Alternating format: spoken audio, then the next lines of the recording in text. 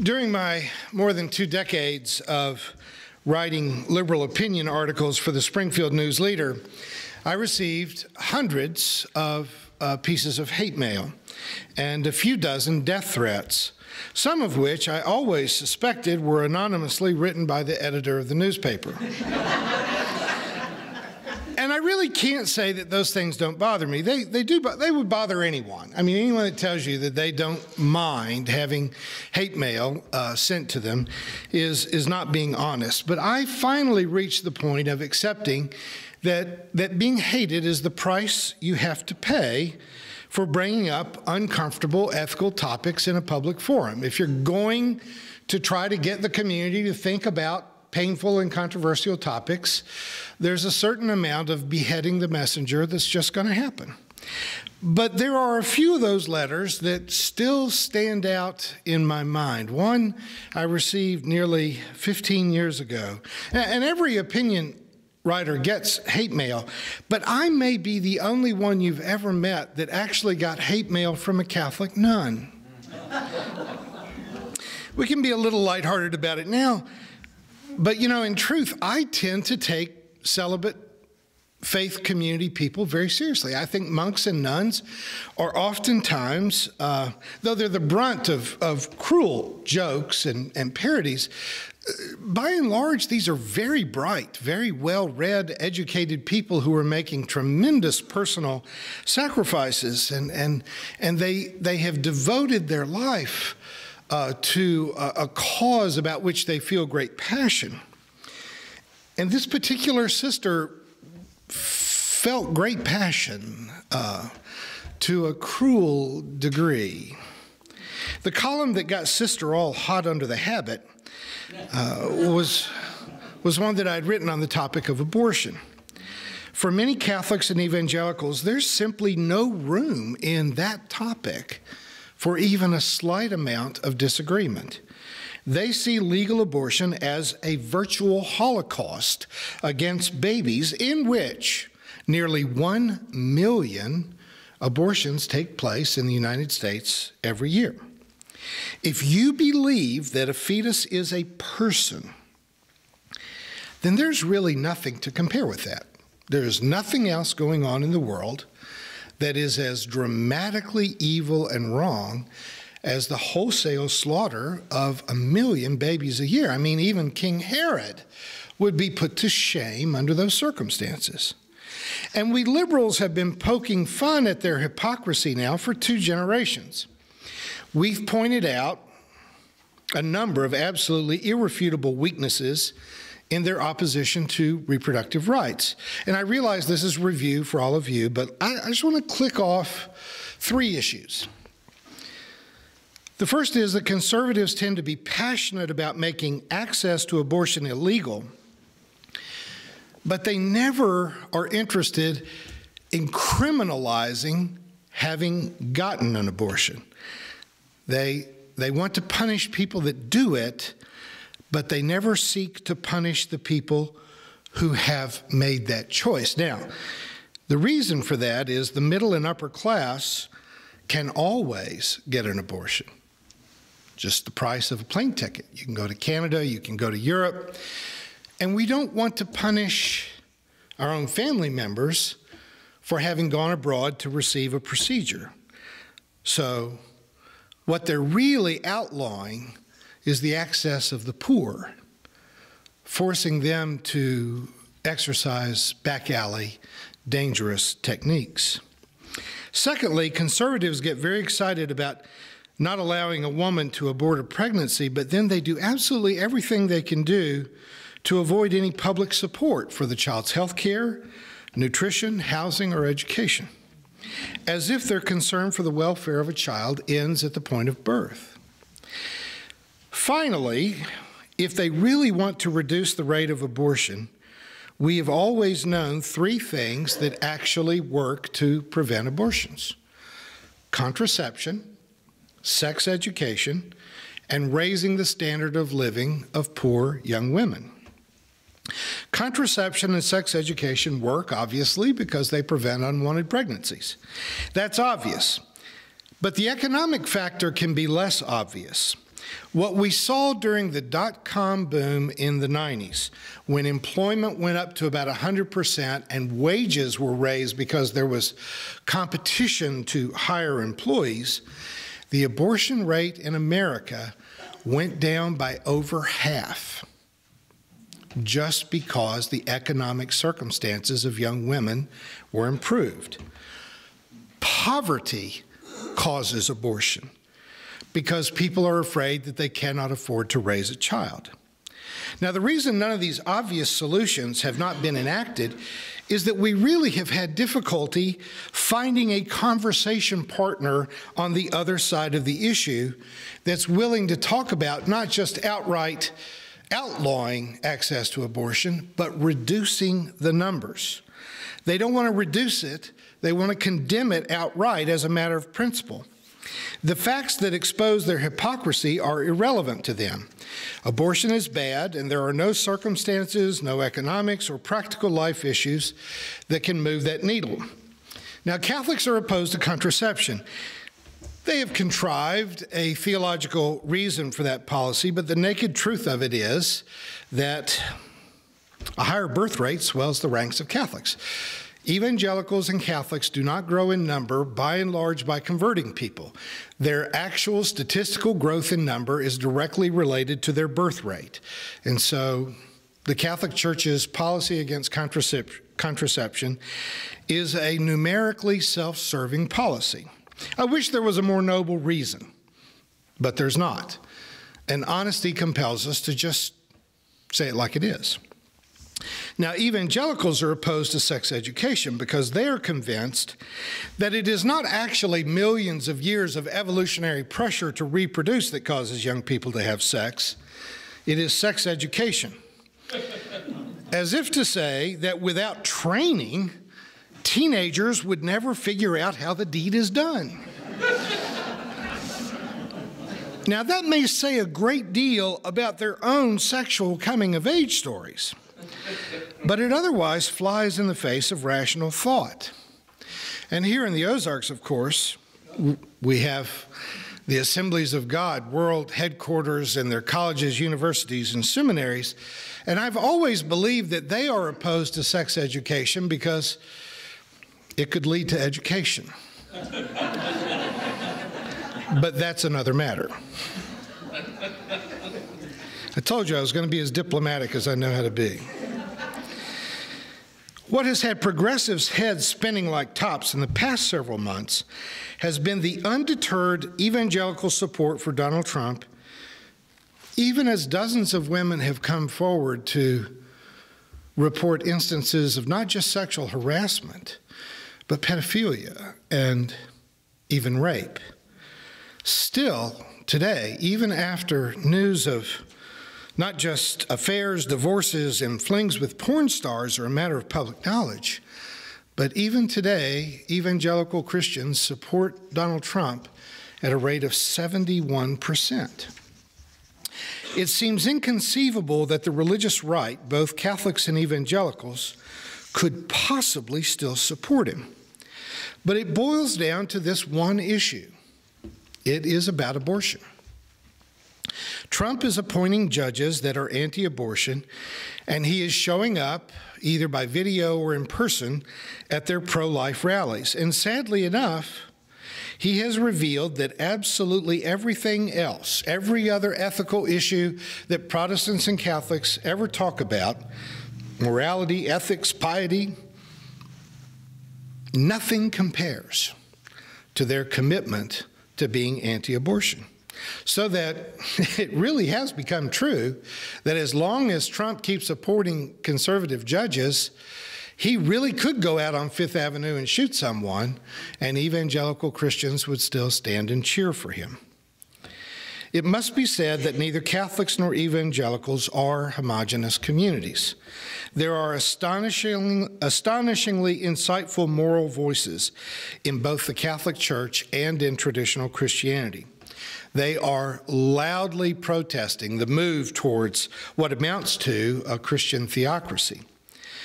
They ask their communions to continue to consider other ethical issues and not just to become a lobbying arm of right-wing politics. There are those who have warned the Baptist Church and the assemblies not to become single-issue churches that ignore the broad horizon of ethical concerns. But folks, they have become the ultimate voice crying in the wilderness. They are not getting an audience within their own faith community. I'm today begging those faith communities to listen to their prophets. A few years ago, Drury University invited Sister Helen Prejean to come to Springfield for a series of lectures on abolishing capital punishment. Now, next to the Pope himself, Sister Prejean is probably the most recognized and most popular Catholic alive in the world today. But at the end of her address, our local Catholic bishop publicly chided her for not focusing more on abortion. Now, the Catholic Church is officially opposed to capital punishment. I don't think the bishop was in any way indicating that he's sorry that they made a movie, Dead Man Walking, about Sister Helen, or that she was bringing public attention to this issue. He was, however, perplexed about how she could care so much for convicted capital felons and not use her considerable influence to speak out about abortion. And you might think that in a setting filled with academics and progressive faith leaders, that the audience would just be embarrassed for this poor simpleton of a bishop. But to be honest, there were many heads nodding in agreement around the room, and all of them were not nuns. In the United States, there are about 24 executions every year, and you compare that to 1 million abortions, and you can begin to see from the bishop's perspective why Sister Helen seems inscrutable. The anti-abortion religious world simply sees the world through one lens only, the slaughter of the innocents, and they want to stop it. And the difference boils down to this. Unexamined, they have been taught to believe that a fertilized egg is a person. Now, the rest of us believe that a fertilized egg could potentially, under the right circumstances, become a person. But the difference between being a person and having the potential to become a person is huge. If ethics always has to be boiled down to a bumper sticker, the anti-abortion folks, they do have a clean and simple policy. Life is sacred. And the Catholics get an A for consistency in this. Catholics say you don't abort pregnancies, you don't start wars, and you don't execute criminals because life is sacred. They make that work. Conservative evangelicals, I have to say, get an F for consistency because they tend to really like executions, and they seem to applaud every military action we've ever taken, and yet they are opposed to abortion. And frankly, that doesn't make any sense at all.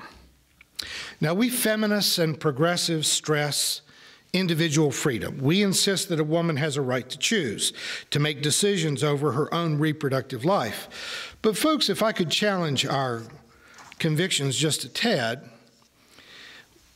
none of us would say that a woman has a right to choose to terminate her 3 or 4-year-old children because she's not ready to raise a family yet. No one would say that a mother could terminate a 2-year-old. But conservatives often fail to make any difference in their own minds between a fetus in the womb and a 2-year-old. If you see those two as being exactly the same in value, then we need to see it from their perspective that we cannot simply be as dismissive of their view as we have historically been. We believe that a woman has a right to choose, but we do not believe that a woman has a right to murder. And so if you think that a fetus is a person, they don't see that as a choice. They see it as a person. So the real issue is this. If we're honest, between conservatives and liberals, between progressives and traditionalists, the real issue boils down to just this. Is a fertilized egg a person, or is a fertilized egg a potential person? So again, I have 3 things to say about this. I'm sounding like a 19th century preacher now, no, but I have 3 points. The first is that the Bible does not say what traditionalists have been led to believe that it says. By and large, the subject does not come up in the Bible because there were no medically reliable means of aborting a pregnancy in the ancient world. The one time that abortion is discussed in the Bible is in a very obscure passage in the 5th chapter of Numbers. This passage says that if a man believes that his wife has been made pregnant by another man, that he is to bring her to the priest, and the priest then says an incantation over poison, bitter waters, and she's forced to drink it. Because of the priest's liturgical incantation, they were told that if she lives and keeps the baby, that she was innocent of infidelity, but if she aborts the pregnancy, that she was guilty. And the fact that many women also died from the poison. That's church administration. That's how religion works. Now, don't be surprised if you've never heard a sermon on the 5th chapter of Numbers. But let it be said that that is the only time that the subject of abortion is directly addressed in the Bible. And when it addresses it, it is telling you how to do it. It is telling you how to mix the concoction of the bitter waters. And not to be flippant about it, but in that culture, land ownership and the stability of the tribe was predicated on knowing precisely who the father of a child was. So when paternity is in doubt, even in the ancient Near East, they were willing to terminate a pregnancy, and they did not think of it as executing a person. Even then, they saw a fetus in the womb as being a potential person and not yet a person. Now, everything else about that toxic patriarchy and malignant religion described in Numbers chapter 5 should be shocking and offensive to us. But it does give us an insight into how the ancient Near East viewed pregnancy. Now, my second illustration is this. I would ask you to consider if you worked in a fertility clinic, and in that fertility clinic, on site, you've got a freezer with 10,000 fertilized eggs being preserved to be implanted in a woman's uterus for pregnancy. And on site, there's a daycare center for employees where like 5 preschool-age kids are being cared for. So you get a message that there's a bomb in your clinic and you only have time to save 10,000 fertilized eggs or 5 preschool-age children. Now, I submit that even our somewhat challenged local bishop would choose those 5 kids. The eggs don't have names. The eggs don't have families yet. And so even if you have been taught to believe that a fertilized egg is a person and therefore it cannot be destroyed, and you've all heard the controversies around medical research on fertilized eggs and stem cells and all these sorts of issues that are related to fetuses and to fertilized eggs, even the most conservative person in the world would choose to save the 5 preschool-age children. My final point, and frankly, this is the one that I'm pretty sure drew the venom from the nun's pen. If contraception is considered to be morally wrong because an IUD causes an instantaneous abortion, or a diaphragm or a condom prevents an egg from being fertilized, if then God is at work in the fertilization of an egg and the mere proximity of male sperm and a woman's egg requires that it be respected, then take that one step further. If there's a young woman and a young man in line at Starbucks, the proximity of eggs to sperm is quite great. Are they then obligated to carry out the measures necessary to fertilize that egg? I can't tell you how angry Sister was about that. And I admit readily that this is an argument from reductio ad absurdum, but isn't it really equally absurd to tell college students not to use birth control? I'm convinced from a biblical perspective, from a philosophical perspective, and from a medical perspective that a fetus is not a person, but because it has the potential to become a person, I think it's just as wrong when we claim that they're just a collection of organic cells. It is more than that. This issue is not simple. Now, folks, you know that I am a father because abortion was not legal in South Korea when my daughter was born. I only have one child because abortion became legal right after she was born, and there were no longer thousands of babies waiting to be adopted. I have also sat in the waiting room of abortion clinics with young women that I had personally escorted through the lines of protesters on the streets. And I know how tortured the young women sitting all around me were, both instinctively wanting desperately to be mothers, and yet knowing inherently that it is not their time. Though I'm convinced that abortion is not murder, and I think it's wrong to ever cast it in that light, I get the fact that it's still a huge, complex, and painful issue, and what everyone should understand is that virtually every woman who has had to make that choice also knew that it was huge, complex, and painful, and they know it better than you do. Saying that a fetus is a potential person means that there is some point in the pregnancy when the fetus does, in fact, become a person.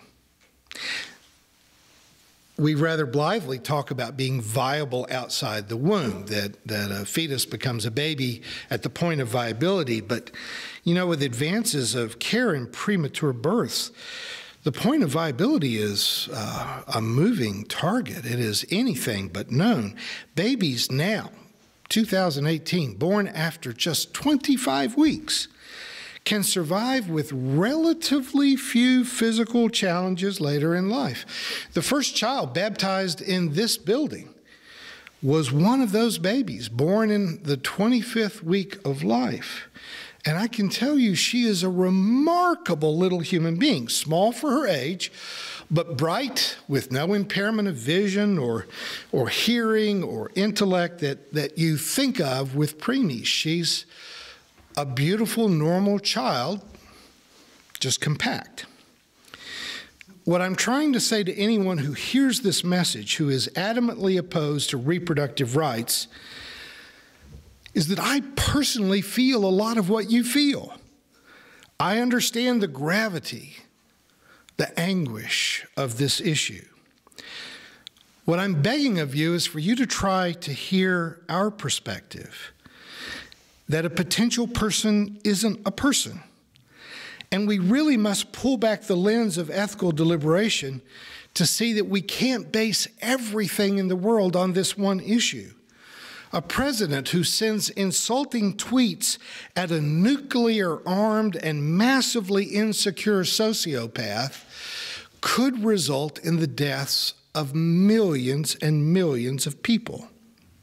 The gutting of environmental laws that protect our planet, the restructure of tax laws to impoverish the masses in order to enrich a tiny group of the super rich, the fostering of prejudice against Muslims, refugees, immigrants, homosexuals, and quite frankly, liberals, these are all ethical concerns that demand serious thought by persons of faith, not just progressives, but conservatives and evangelicals too. You cannot shut these issues out. I'm bringing this message as the fourth and final part of our series on the Me Too movement because Catholic and evangelical voices have been noticeably absent in this conversation about sexual harassment and women's rights. I realize that all of you have been waiting for generations for a time when you have a president and a Congress who will appoint Supreme Court justices that will do your bidding. I know that you are reticent to even let yourselves think too much about how deeply flawed these people are who are carrying out your agenda. And trust me, I know all too well. I've read your letters through the years. I've read what you've written about me in the newspaper. I've read what you've said to me online. I know that we are really different in how we read the Bible. We are different in our theological convictions. We are dramatically different in our views on politics. But I insist that we have common ground. I have a 29-year-old daughter. She's smart. She's beautiful. She's wonderful. She is also very happy, and she's very trusting, much too trusting. She's deeply invested in a career where she has to travel, set up trade shows, interact with medical professionals, eat out in restaurants, rent cars, and stay alone in hotels. And I love her, and I don't want anything bad to happen to her. I don't want powerful corporate buyers to try to exploit her because she's young and just starting her career. I don't want men in bars and restaurants and hotels and movie theaters and airports to think that they can harass her, demean her, or make passes at her that are unwanted or unwelcome. And I know that you know what I'm talking about. I want for my daughter to have a better world than the world my sister grew up in, than the world that my mother grew up in. And I know that you've got to love your daughters too. I know you do. Surely you want your daughters to be able to take a job waiting on tables when they're in college without becoming the object of unwanted sexual attention. We are now at a juncture in history where we can change the world. You cannot choose to be silent right now. You cannot refrain from being a part of creating a better world. Now, thankfully, it never happened in my family, but if my daughter had been in a situation to have to choose an abortion, regardless of how many right-wing appointments there are to the Supreme Court or what they ever do to Roe v. Wade, my daughter and your daughter could fly to France and be home by Sunday after having an abortion with a suitcase full of new clothes from Le Bon Marche. But do you really believe that right should be reserved to your daughter and my daughter and denied to the daughters of the poor? You hate abortion. I do too.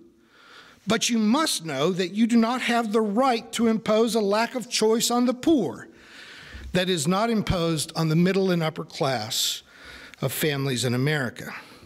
I'm suggesting that we hate abortion together. We can dramatically reduce the number of abortions by simply raising the minimum wage to a living wage. Folks, if the minimum wage was $12 an hour, 500,000 abortions would not happen this year. 500,000. I'm telling you the truth, and I can prove it.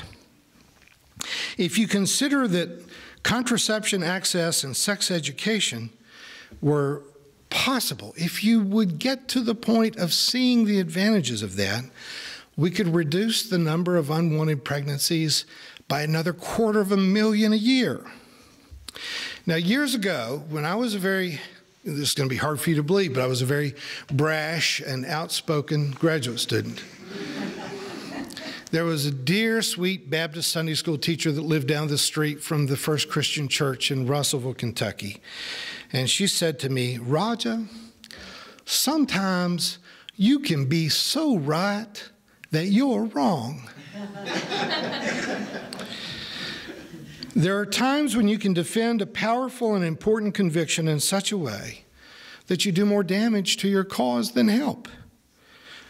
You say you want to end 1 million abortions a year. Well, you can't. You can't stop back alley abortions. You can't stop the middle and upper class from flying to Europe. But you could avoid 700 or 800,000 abortions. Are you such a purist that such a victory does not appeal to you? To reduce the number by 70 to 80%, can you not take yes for an answer? Are you so enamored with absolute purity of success that you wouldn't accept an 80% improvement? Because if you're going to stick to your guns at that point, this becomes a lot more about your ego than it is about abortion. Surely you can enthusiastically embrace progress, even if perfection, as you see it, is forever beyond our grasp.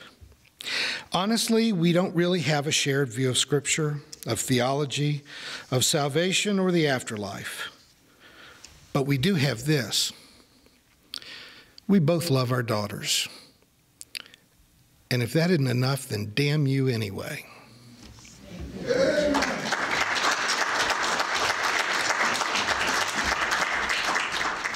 Thank you for watching our videos.